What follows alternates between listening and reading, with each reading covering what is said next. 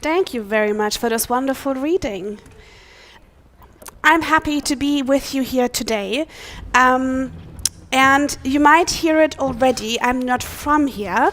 I moved to NorCal recently from Germany. So part of what you hear is a very weird German accent. The other part that you hear is that I actually sound like the little boy who was standing here in front all morning, yesterday and the day before. So I'm really happy that I can stand up straight for long enough to deliver this. And I don't want to be rude, but I'm probably not going to shake all the hands in the room and try not to get anybody sick here. So if I disappear, please be gracious with me. I am so happy to be here today. For the other reason is that I really think that you have a great pastor here, Pastor Curtis, and I met him about a year ago, I think for the first time, and since then I've heard so many good things about him. I can tell you that he is somebody who is highly respected among peers. I did listen to some of his sermons in preparation for this, just to make sure I know what you have been listening to and what you've been working through in the last weeks. I think he is a tremendous preacher, so which is why I didn't dare to say I'm sick. I'm plan B already. And so he is, I think, doing a wonderful job in with the neighborhood groups that you all started and with cooperating throughout the whole city. He is a wonderful family man. And so he's funny. He runs marathons, I learned, and he did teach us how to toast people. And some of you might remember, but instead of roasting people, he established that we are supposed to toast people. And so I couldn't wait that he would finally invite me to preach here today, because I want to send him a little greeting where we toast him and shower him with all of our appreciation and tell him what a great pastor he is. So I'm going to make a video. I'm going to just, go around here. And so when I say now, like 3, 2, 1, then you can make all the noise, like use your feet, your hand, your mouth, everything to raise some noise to show appreciation for your Pastor Curtis. Can we do that? Okay. So, dear Curtis, we're 2, 3, 2, 1.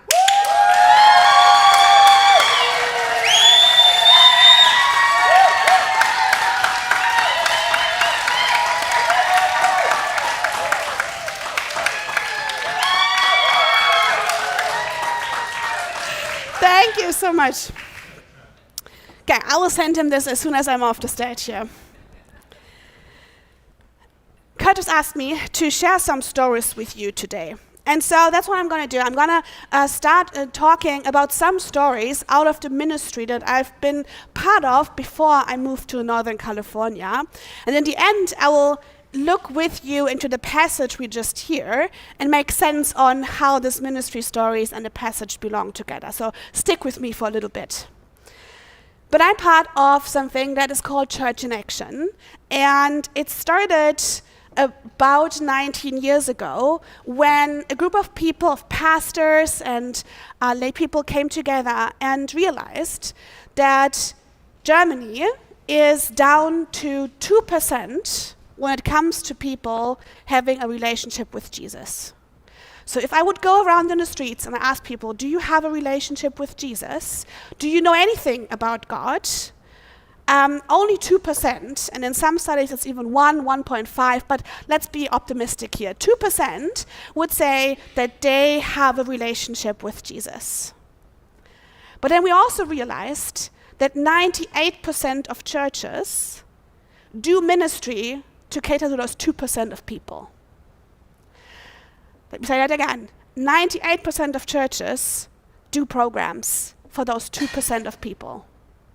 What is with the other 98%? Like, who is taking care of the other 98%? Some of those are people that just simply cannot show up on a Sunday morning because they can't. What about people that are in a nursing home or in the hospital or in prisons? If you do the biggest and brightest service on this side of the street, And they sit in the nursing home on this side of the street.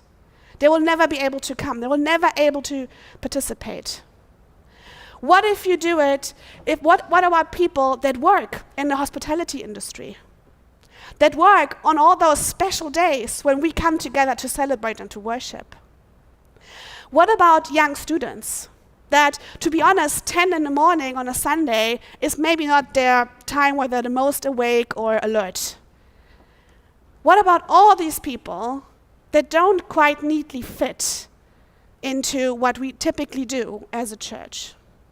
Is there a way to be an authentic church, an expression of Jesus' followers as a community, and go to the places where people already gather and live out this Christian community in their midst, in a loving and respectful and authentic way? And so Church in Action ended up doing all that. We ended up going to nursing homes and hospitals and prisons, to brothels, to places in the city downtown that are with a lot of people that don't have any kind of housing, to refugee encampments, and so on and so forth. But the very beginning of that, I remember that shortly after I left home, left family, left where I grew up, and I left quite early, I left with 17, I came to Frankfurt. My parents used to live in the town like an hour outside of Frankfurt. And so when I had to leave my family, I stranded in the midst of Frankfurt. And it was a super overwhelming time. I picked up a couple of jobs to just make ends meet. I had a very weird little apartment that I shared with strangers. It's been a generally overwhelming time. And Frankfurt, as a city, is buzzing. And there's so many things happening. It's multicultural, it's multi-everything, to be honest.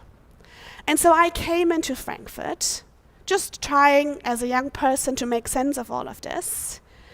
And one thing that really did break my heart is seeing all these homeless people sitting on the edge of the street.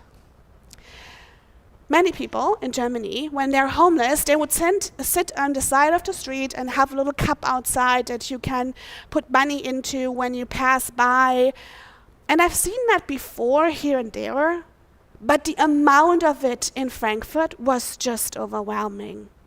Every corner had somebody sitting there. And so in the beginning, I didn't quite know what to do, and it just awkwardly passed, but my heart got heavy. And so a few weeks in, I thought, okay, I can give something. I have 5 jobs now, so I can share some of that, and I would give something. But still, my heart would be heavy. And then I started to research, what can I do? How can I help? I looked into projects. Who is doing what? How can I sign up? And so I got a friend to go with me and to sign up to different volunteering groups.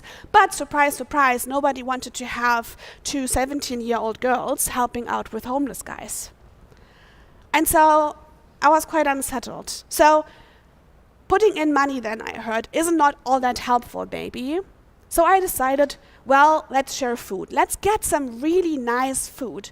And so after coming back from work and on my way home, I stopped and I saw a guy sitting and I thought, okay, let's get him the best sandwich I can imagine. And I went to this special place and I got him this really fresh German baguette thing. It's crunchy, it's delicious, it had salmon on it. So it was the best thing I could imagine on having this lunchtime.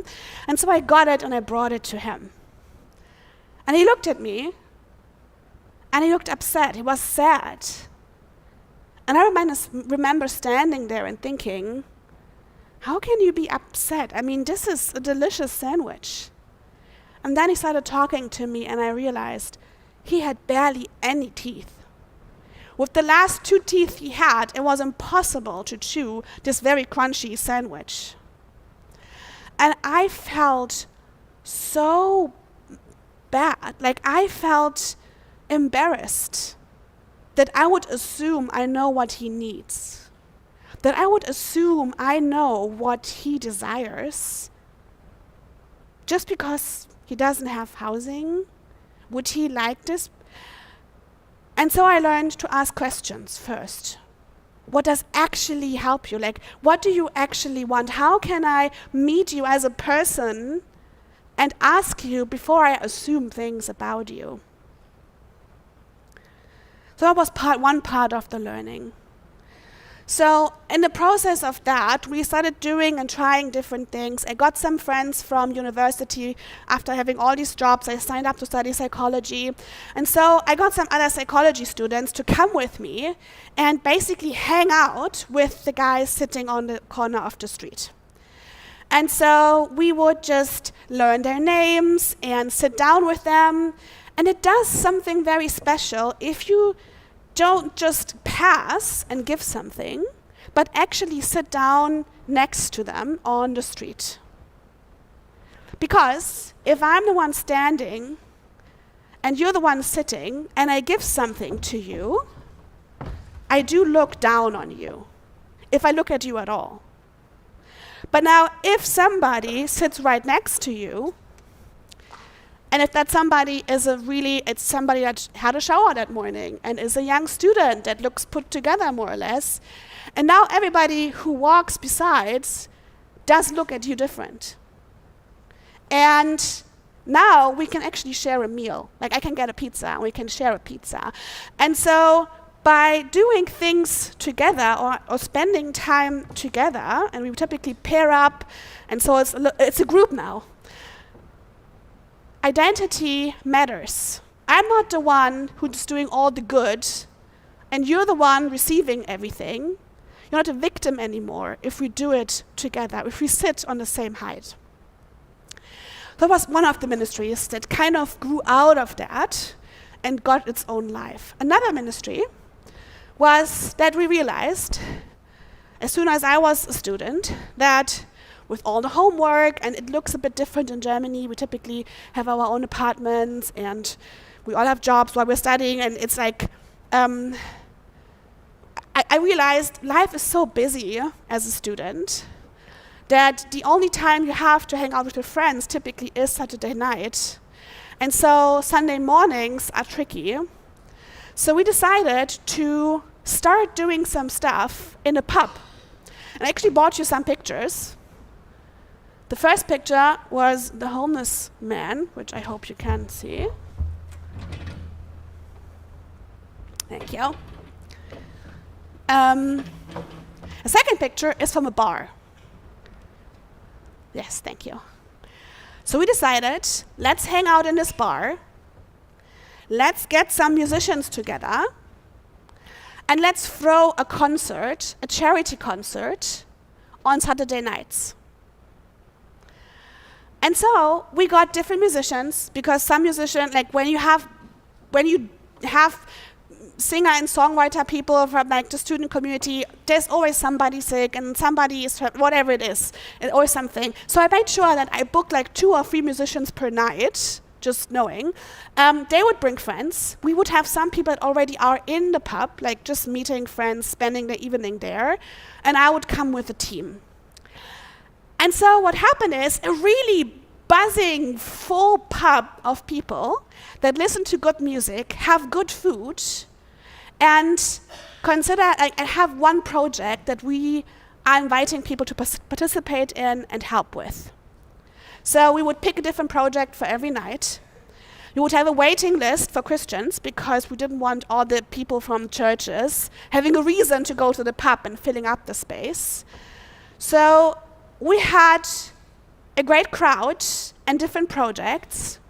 And so one night, the project was to get some money, to put together some money and rent a movie theater for a night.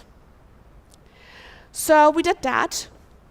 We went to the downtown movie theater and we rented a room. That's the next picture. What we did then is we picked a good Christian movie, Ocean's 11, because we also wanted to give them some ideas about fundraising. I mean, if you're homeless. And so we went out into the streets and invited every homeless person we met to come and watch a movie with us. the movie theater gave us lots of free popcorn. And so we had this evening together, organized in this little pub, that we would come together, and it was an interesting picture. You had students, you had homeless guys, you had all kinds of ages and backgrounds sitting in this movie theater, eating popcorn together and just enjoying the movie. Why? Because that's what you do with friends. Again, if I give you the popcorn and run away, that's me being a hero and you being the recipient of my hero-ness. But by me going and saying, hey, would you like to hang out and watch a movie together? That actually does something to that person's identity and to mine too. Now we are friends. Now we are doing something together. We're in this together. So we had this evening. A few weeks later, on one of those pub nights, we had a concert. You can go back to the pub.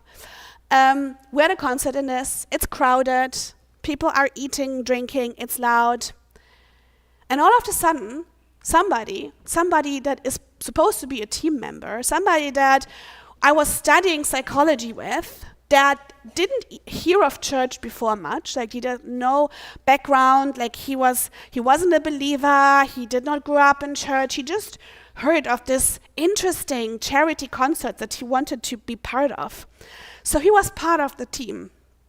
But that night, something was off with him. And we found out that he was on drugs. And so what he did is, at some point, he had a fit, he said weird things, like it was a very confusing moment. He dropped all his stuff in the middle of the program and ran out shouting something about he's gonna take his life. So I run out of the program behind him, some friends with me. We are both running and running and running, trying to catch up with this guy. And we are downtown Frankfurt. Now, I have a picture with that, and downtown Frankfurt is always busy. And the bar that we have been in is like on this plaza. So we run out, and immediately he kind of runs into this crowd of people and into the crowd of homeless guys hanging out on that plaza.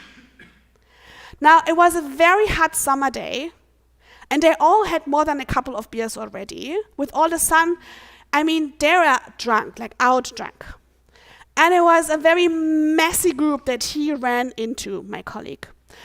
And so I actually had to take off I had heels on, so I had to take off my heels. I was running with my shoes in my hands behind him when I realized that he is disappearing into this crowd of homeless guys, and one of them now locks eyes with me. And the guy was super tall, no shirt on, all tattoos, a red beard, a super red hat, and he was mad. I don't know why, I don't know what happened, but he looked at me and he was mad. And he started running at me. So now here I am, literally standing with my shoes in my hands, like this, and this huge Viking guy running towards me with his fists in the air, raging, coming towards me. And I lost all hope. I literally saw, like, this is it. Like, he's gonna beat me up really bad. Everybody's back in the program. Like, I have no idea what to do. So I was standing there, and time stood still. And I closed my eyes, and I was bracing for impact. And then nothing happened. And I felt, though, that Jesus is like, I felt God's Spirit somehow giving me some calm. Like all this anxiousness went away, and I had this peace, and I was standing there peacefully, but still nothing happened. So I opened my eyes again, and I realized another guy, another one from those homeless guys, ran in between us. He hugged the Viking guy so tight he couldn't hit me. And he was standing there and hugging him really, really tight and saying, "Don't do that. She took me out for a movie and popcorn." And so I put on my shoes again. I talked to the guys. I said, "Thank you." And long story short, I was sitting underneath a tree with the Viking guy for another hour and him crying his eyes out because his mother died. He just lost it. His whole life crumbled, and he shared his whole life story with me after that moment. So after that, we continued to look for my colleague, and in the end we found him in a park, still on drugs.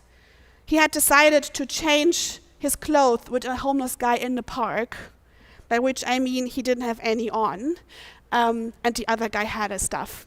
So we got him, we made sure he's safe, we brought him home and everything he needed. But that friend showed me something, or taught us something very interesting and very special. Sorry.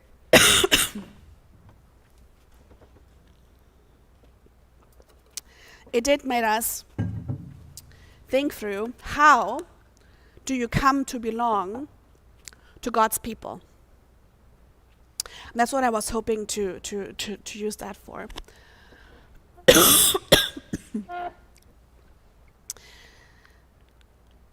I did not plan to be saved by someone I took out for movies. That's not the reason I did it. We did it because we really wanted to make sure people feel that they can belong to God's people, to somebody who loves them and appreciates them unconditionally. But here's how I experienced growing into church, and it's a whole other long story I'm not going to share with you, but the way I experienced how I can get into church. I didn't grow up Christian. I didn't grow up in a Christian family. I had to move myself, I had to grow into the church slowly and steadily. And I call it the 3 B's. I had to learn. You have to believe certain things. Jesus is Lord. He died for all the things. You have to behave. Once you believe the right things, you have to behave a certain way, listen to specific music, say specific words, dress a specific way, don't do many things you did before, all the things that you have to behave. And then, you belong. If you do it well enough and long enough, you finally are allowed to belong. My thesis is that when we look at Jesus and the way he lived his life and the way he invited his disciples to live their lives with him, learning from him, being close to him, doing life together, I think he's messing up that whole idea. He invited people that have not been part of the system, that have not been doing the right things, to belong. Come with me. It was instant belonging. Come with me, follow me. And then, by doing life together, by hanging out, by sharing meals, by knowing each other, the good stuff, the bad stuff, the ugly stuff, all the stuff, it does something to the way you behave. It does change the way you do your life. And then sometimes, especially in Peter's case, the believing was a very messy project to the very end. The passage we read is him jumping out of a boat, going towards Jesus, because he believes in Jesus. By the moment that happened, he had seen so many things happening. He had seen Jesus healing people and calming storms. They have been in a boat before, and Jesus had calmed the storm. He had seen thousands being fed. And it continues. It is part of Peter's life story that he goes all in. He believes it all. And then he kind of falls off the wagon again. And he goes all in again. And he fades terribly again. And he goes in and out and in and out. And yet, that's the one Jesus decided to build his church on. He tries again and again to go all in, even when he gets wet in the process. And so, I think, looking at one of the things we learned from the many stories from the ministries, is I look at Dominic, that's my colleague that ran away, and I realized, actually, when Dominic started to come and participate in our group, we said, you can belong. You wanna help organizing charity concerts in a pub at Saturday night? Yeah, sure, you're part of this. You can belong. A while in, and I didn't know what he's still on or what he's not on, but a while in, he came back to us and said, you know what? I'm gonna stop doing drugs now. We didn't ask him, we didn't pressure him, but he came at some point and said, I'm gonna stop it because the love I experience around you guys feels so much better than all the chemical stuff I've been putting into my body to try to experience that kind of love. His behavior changed, not because we pressured him into it, but because he was surrounded by love and a community that he can belong to and he can heal in. And then he took those steps himself. And then, months later, he was sitting in a Bible study. And we've been reading a passage, and you have to know, the group we did this with, we like to discuss things. Discussion is good. And we have been red-headed discussing about a passage. It means this. No, it does not. It means this. And so we're in the middle of the discussion, and Dominic says, and he's been part of many of those, but this time he says, ksh, ksh, ksh, ksh. Be quiet, stop. And I looked at him, what? I just got the good news. I just got the good news. It all makes sense. It's like seeing the world in color. And I realized this guy belonged to a church planting group, stopped doing drugs, and now gets Jesus and wants to give his life to Jesus, and he got baptized shortly after. Back to the passage.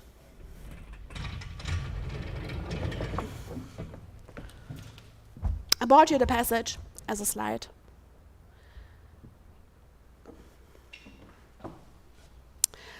And I called the thought about this passage swimming above water. And if we look into the passage again, we see that there is a storm, and that Peter is the only one who dares to get out of the boat. He walks on water towards Jesus. And I love the passage because it shows Peter's love for Jesus. He asks, is it you? And God says, yes, it's me. Come. And Peter, he's not asking that Jesus would calm the storm. He's not asking the circumstances to change. All that Jesus said was, come. And Peter actually jumps out of the boat and walks on water. And then somewhere, we don't know if it's midway, but somewhere on the way, he does look at the winds and the storm, and his faith is getting weaker, and he drowns, and Jesus pulls him up saying, oh, you of little faith. But the thing is that I think I've heard this passage a million times telling us, you need to get out of the boat. But honestly, when I look at this passage, the question that's burning is actually when the only one who did get out of the boat gets this response from Jesus: why should I get out of a boat? That's the question I also brought for you. So why should I get out of the boat? If that's what's happening, the other ones didn't have to listen to Jesus telling them, you of little faith. But then I also wonder what happened once they're back in the boat. Now what we do see in the passage is that they come back, Jesus is in the boat, and all the guys that have been in the boat say, oh, you're Lord, and they praise and worship him. But what we don't know is, Peter had to go back to the boat too. I'm not quite sure how to imagine it. When Jesus pulled him out, did he just held him and dragged him with him above the water? Or I'm not quite sure how he did that. And did he walk back? What is the scenario? But in the end, they're all in the boat. But just one of the disciples is soakingly wet. And I was thinking, if I look back on my life, I would love to be soakingly wet. I'm okay with getting wet all the way because I didn't do the walking thing, but I did get out of the boat towards Jesus. But the other thing is, could it be that by the moment we became Christians, the moment that we decided to give our lives to Christ, to commit our lives to Christ, we put on our bathing suits a long time ago? Because being a disciple of Christ means being out of the boat all the time, every day. We basically live in bathing suits now. And so, I guess the better question would then be, may it be that we left the boat a long time ago? So, I would like to invite you to imagine you, as a disciple, living faith in a bathing suit. Not just because it's fun to imagine everybody here in a bathing suit, but because I think that is the calling to be a disciple, is to go all in. Now, I can promise you, doing ministry in pubs did not work out well all the time. How do you explain, I haven't been very popular with the German district. How do you explain that your church member is on drugs, running out, hanging out with homeless guys, naked in the park? How do you explain that you went up in a nursing home to preach and they actually threw their breakfast at you? All these things, it's a messy process. And we got wet all the time. But I think that I do understand how Jesus was so tough on Peter at that moment. It took me a while to get it. My husband helped me, actually. But Peter did walk on water. He had the experience of what it feels like. And so I think that Jesus had more faith in Peter than Peter had in himself. And so, I would like to finish this with a poem by Carol Bielek, and it's called Breathing Underwater. I will finish with it and the picture of you just being a disciple in a bathing suit. Because I think that most Western Christians I meet, they do treat discipleship as if they can swim above water. As if you can actually get around and not getting wet. As if it's only worth doing it, if it's only worth doing jumping out of the boat, if you don't risk to get wet. But I think I'm here to share with you, I really think it's okay to get wet. We do have to keep staying out of the boat, or in this case, learning how to breathe underwater. That's the title of the poem. It's also the last picture, by the way. Thanks. I built my house by the sea. Not on the sands, mind you, not on a shifting sand. And I built my house of rock, a strong house by a strong sea. And we got well acquainted, the sea and I, good neighbors. We did not spoke much.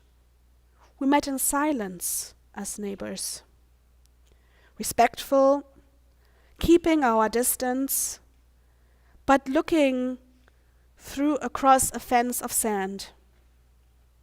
Always this fence of sand as our barrier, always the sand in between. And then one day, and I still don't quite know how it happened, the sea came without warning, without welcome even. Not sudden and swift, but a shifting across the sand like wine. Less like the flow of water, but then the flow of blood. Slow, but flowing like an open wound. And then I thought of flight, and I thought of drowning, and I thought of death. And while I thought, the sea crept higher, till it reached my door. And that's when I knew that there was neither flight, nor death, nor drowning. That when the sea comes calling you, you stop being neighbors. You stop being well acquainted, friendly as a distance neighbors. And you give your house for a coral castle, and you learn to breathe underwater. Let's pray.